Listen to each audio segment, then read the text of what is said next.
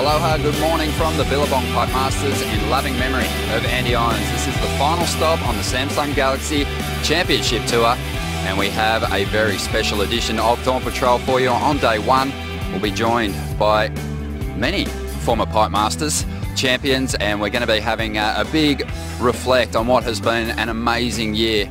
And you think about this location where we're sitting just across the street, Sunset Elementary. They got their first world champion this season, and I've got Kelly Slater, Joel Parkinson, Adriana de Souza, and also Jeremy Flores, all former pipe champs. Kelly with 7 obviously, and looking for an 8th this year. But Kelly, before we start talking Pipe Masters, we want to talk a little bit about John's title run.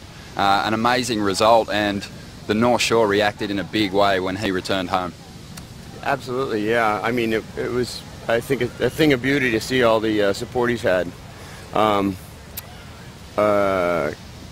What can you say? What a year, you know, starting off with winning the Eddie in February, going straight to Australia and getting it started, and you know, he let it be known straight away he wanted to win a world title, and he was dedicated to that instead of movie filming and all that kind of stuff, and you know, he made it happen. Joel, you've been part of many title races yourself. This one you got to kind of look from the outside in and see what unfolded. Just how tough were John's rivals in this quest to bag a first world title? Oh, I think Gabriel was his biggest threat. I think the way Gabriel was surfing, I mean, through lowers and stuff, he had some tough calls, some really tight heats, you know, where if they had went his way, it would have been probably an amazing finish here at Pipeline. But you know, the heats, you know, you just, as a world champion, you really got to win them, and he probably left the door open on a few of those heats, and John, you know, was amazing. You know, now he has the potential to win a world title, you know, a Triple Crown, an Eddie O'Cow, and possibly a Pipe Masters all in one year, which should be probably a record that would be hard to beat. Yeah, it's one of the few events that he hasn't won on the schedule. Adriana de Souza, welcome back to Pipe. Thank you. The defending champion, well, last year's world champion. This year was an interesting one for you. How was it trying to get back to the top after finally reaching the pinnacle?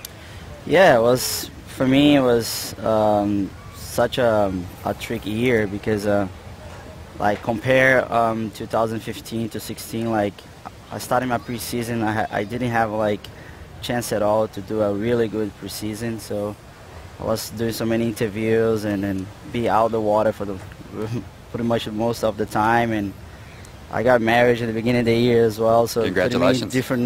Different perspective of my life as well. So but I tried my best, and I'm so happy as well to be on the top 10 at this stage before this contest started, and it was amazing as well to watch Gabriel and John to fight and battle for the world title. It was such incredible to watch those fellas doing an amazing job doing all year. And then Padre Island, the barrier island in the southernmost part of Texas, is getting ravaged. This behind me, just a few hours ago. Well, Jeremy Flores also joins us, the Heartbreak Kid. Broke Kieran Perro's heart that year he won the Pipe Masters, but luckily Kieran came back the next season and got a win himself. Jeremy, great to be here at Pipe once again.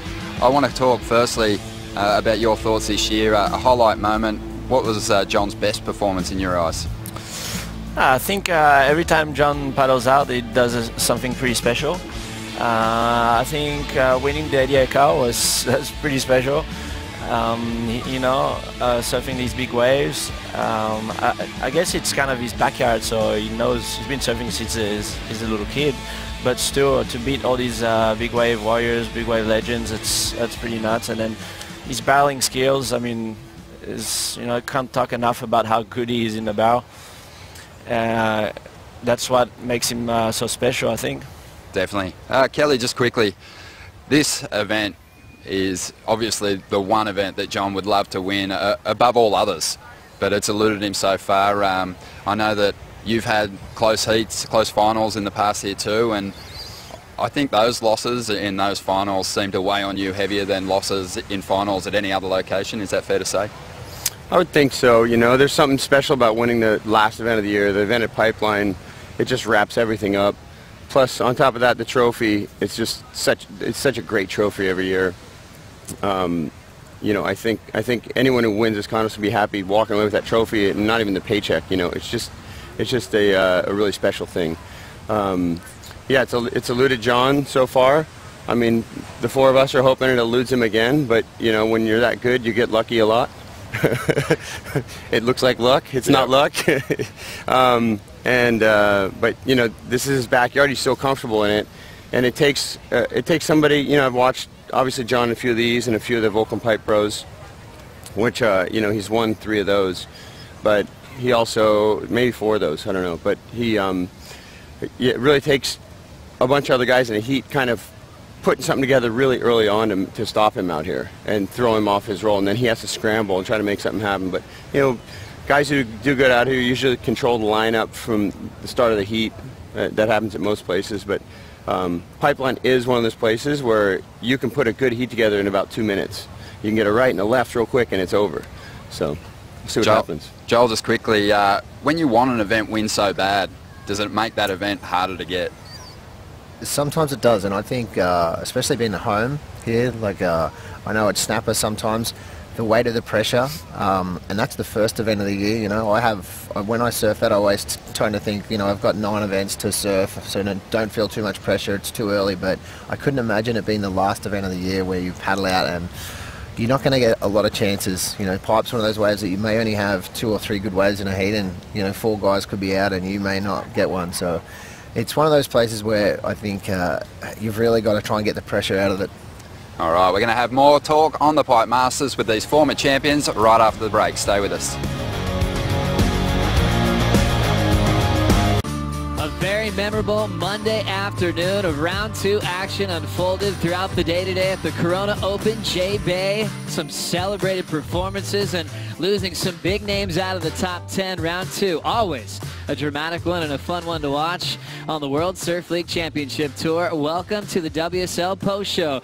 Joe Chappelle alongside former world champ Martin Potter and a very special guest, the man of the moment, Felipe Toledo. Felipe, thanks for joining us.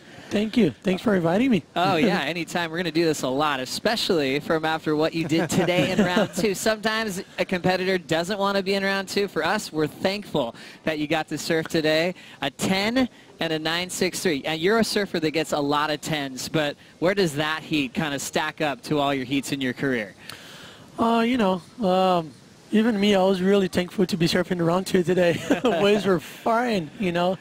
But, yeah, it was really special to surf J-Bay today. It was like incredible waves, and I just enjoy it. I have a lot of fun, you know.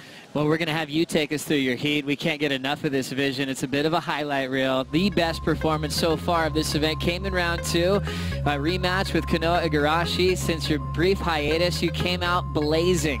Last year was your personal best performance, a quarterfinal. Yep. But it looks like you really, obviously, understand this place. Have you learned a lot coming into this year? Yeah, definitely, you know. Been coming here for the last few years and been having some, you know, quarterfinals finishes, and looking forward to, you know, move on into the quarterfinals, and you know, just been watching a lot of Mick Fanning surfing, you know, just trying to keep up. And Felipe, it looks to me like you've done a lot of hard work on the rail-to-rail surfing. We always knew that you've got the high-flying maneuvers. You're one of the best guys in the air. But for me, the thing that I see you've improved a lot on is your rail work. Yeah, you know, I've been working on that a lot, and also the tour does it with you. You know, you gotta surf like big. You gotta do big turns because that's what the judges want to see. You know. So, but yeah, I've been trying to work a lot on my rail surfing and the barrel skills as well. You're a surfer that gets 10s quite often. Did you know it was a 10 right away? Is that something you feel from the inside when you finish a wave like that? Oh, yeah, you definitely feel it, but you know, finishing that wave, I wasn't waiting for the 10, you know, but I was definitely waiting for a big number because it was a nice long barrel, you know, like I was like, whoa, that was a good one. And then finishing strong too, that's what they want to see here in J-Bay. Like the finishing, like if you do really good the whole wave, but if you finish, it's like, I think it's the most important part of the wave.